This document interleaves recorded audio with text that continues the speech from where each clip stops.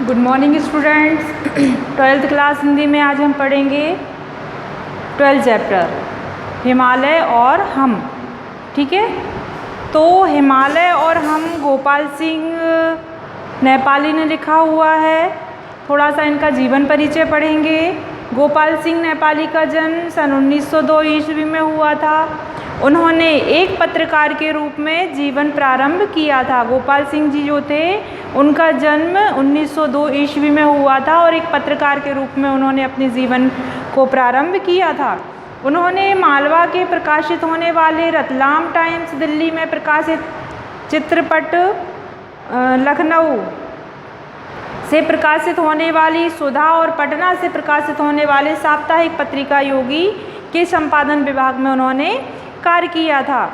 सन 1929 में अपने साहित्य काव्य जगत में प्रवेश किया था। आपके काव्य स्वर राष्ट्रीय चेतना से ओतप्रोत होते हैं, मतलब राष्ट्रीय भावना इनके काव्यों में भरी हुई है। ठीक है, इनकी रचनाएं हैं पंछी, रागनी, टुकड़ी, विद्रोही, नीलिमा आदि आपके प्रभावी काव्य संग्रह हैं। भाषा शैली तत्सम शब्दावली युक्त खड़ी बोली है। इनकी काव्य शैली गीति शैली है। इनके गीतों में लय, संगीत में छंद, सहज कोमल प्रतीक एवं सुकुमार भाव से भंगिमा इनके काव्य को वैशिष्ट्य प्रदान करता है। ठीक है, अब हम पढ़ेंगे हिमालय और हम। तो हिमालय और हम कविता का सार है। हिमालय और हम कविता के रचयिता गोपाल सिंह नेपाल जी हैं। इस कविता में उन्होंने हिमालय के साथ भारतीयों के संबंध को बताया है। भारतीयों का जो संबंध है हिमालय पर्वत के साथ, उसके गौरव का चिन्ह है। पृथ्वी पर सबसे ऊंचा पर्वत है, यह धरती का ताज है, भारतीय का स्वाभिमान है, मतलब हम उससे किस प्रकार से जुड़े हुए हैं, ये सारी चीज़ें उन्होंने इस कविता के माध्यम से बताया है। भारतीय लोग हिमालय पर्वत से किस तरह से जुड़े हुए हैं। तो देखो अपन पढ़ते हैं, गिरिराज हिमालय से भारत का कुछ ऐसा ही नाता है, इतनी ऊंची इसकी चोटी की सकल धरती का ताज यही, पर्वत पहाड़ से भरी धरा पर केवल पर्वत राज यही। तो हिमालय पर्वत और भारतीयों के संबंधों का वर्णन करते हुए कवि कहते हैं कि पर्वतों के राजा जो हिमालय हैं, भारतीयों के साथ कुछ ऐसे संबंध से बंधे हुए हैं। हिमालय और भारतीयों का परस्पर एक अटूट रिश्ता है। हिमालय और भारतीयों का क्या है? परस्पर मतलब आपसी एक अटूट रिश्ता है। इसकी ऊंची चोटी एवरेस्ट सारी पृथ्वी पर सबसे ऊंची है, मतलब हमारे यहाँ की सबसे ऊंची चोटी किसको कहा जाता है?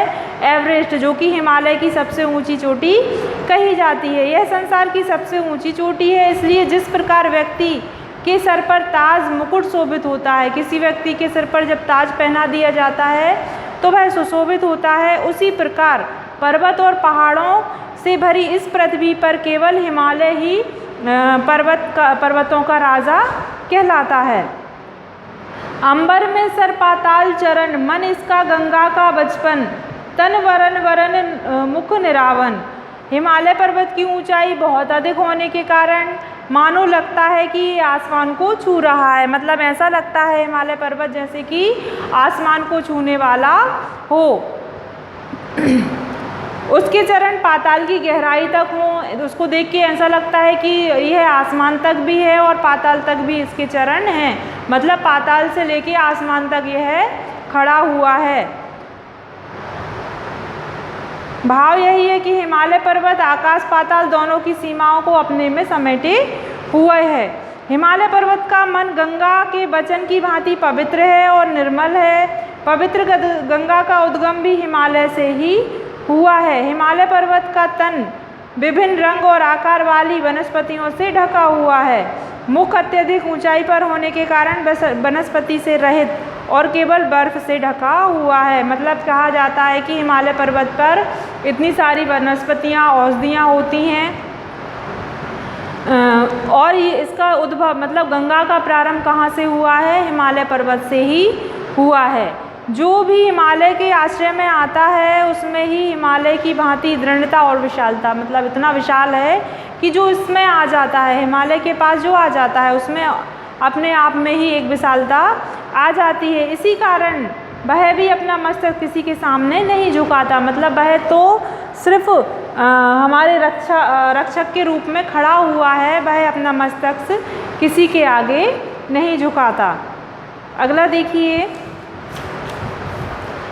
अरुणोदय की पहली लाली इसको ही चूम निखर जाती है, फिर संध्या की अंतिम लाली इस पर ही झूम बिखर जाती है। इन शिखरों की माया ऐसी, जैसा प्रभात संध्या जैसी, अमरों को फिर चिंता कैसी। इस धरती का हर लाल खुशी से उदय अस्त अपनाता है, गिरिराज हिमालय से भारत का कुछ ऐसा नाता है। हिमालय की विशेषता पर प्रकाश डालते हुए कवि क्या कहते हैं कि उदय काल, मतलब जब सुबह होती है, जब सूर्य निकलता है, तो वह क्या करता है, सबसे पहले अपनी लालिमा किस पे बिखेरता है, हिमालय पर्वत पर बिखेरता है। और जब वह अस्त होता है तो शाम को भी अपनी लालिमा हिमालय पर्वत पर बिखेरता है। और इसलिए इसको कहा गया है कि इसकी अंतिम किरणें, पहली से लेकर अंतिम किरणें कहाँ पड़ती हैं, सबसे पहले हिमालय पर्वत पर पड़ती हैं। तो वे इसका स्पर्श पाकर इसको झूम कर, ऐसा लगता है कि वह किरणें इसको छूकर बहुत ही खुश हो रही हों, सुंदर प्रकट होने लगती हैं। इसी प्रकार शाम काल में सूर्यास्त के समय अंतिम किरणों की लालिमा भी हिमालय की सतह को झोंका खाते हुए मंद मंद बिखर जाती हैं। हिमालय की चोटियों में ऐसी विलक्षण अलौकिक शक्ति है कि यहाँ जैसा प्रातः काल का दृश्य दिखाई देता है, वैसा ही सायंकाल का दृश्य दिखाता है। मतलब हिमालय पर्वत में कुछ ऐसी शक्ति है कि जैसे प्रातः काल लगता है, वैसे ही सायंकाल का दृश्य वहाँ पर दिखाई देता है।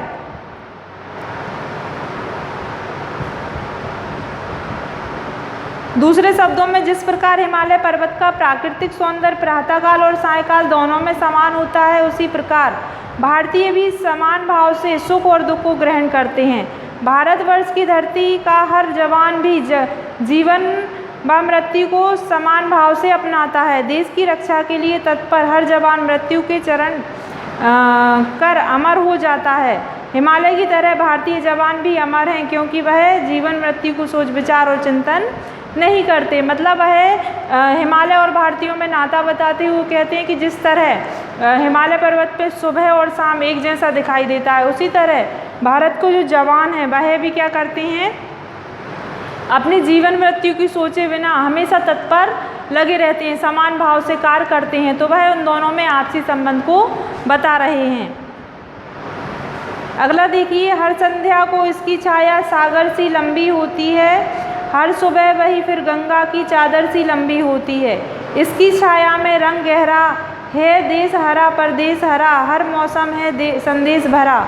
इसका पद तल छूने वाला वेदों की गाथा गाता है, गिरिराज हिमालय से भारत का कुछ ऐसा नाता है। तो हिमालय पर्वत की संध्या के समय छाया सागर के समान लंबी होती है। मतलब इसकी छाया कैसी होती है, सागर के समान कैसी होती है, बिखरी हुई होती है, बहुत लंबी होती है। और वह हर सुबह गंगा की चादर की तरह लंबी होती है। जिस तरह गंगा की लंबाई को नहीं नापा जा सकता, उस तरह हिमालय की छाया की लंबाई को भी नहीं नापा जा सकता है।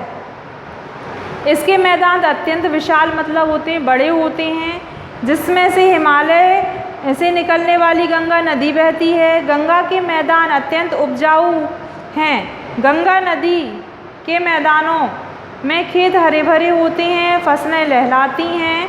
हिमालय की गोद में बसा भारत और दूसरे देश भी इसमें निकलने वाली नदियों के कारण हरे भरे होते हैं।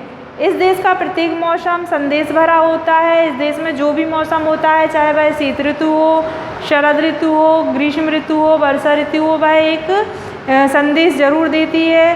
प्रत्येक ऋतु में भारतीयों को कोई नया संदेश मिलता है। वेदों की रचना भी इसकी गोद से ही हुई है। आज भी लोग ज्ञान का साधन के लिए हिमालय की ओर जाते हैं।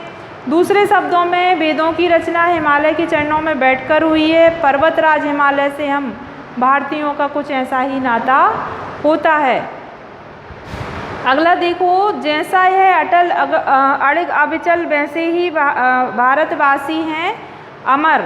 हिमालय धरनी पर तो भारतवासी अविनाशी, कोई क्या हमको ललकारे, हम भी ना हिंसा से हारे।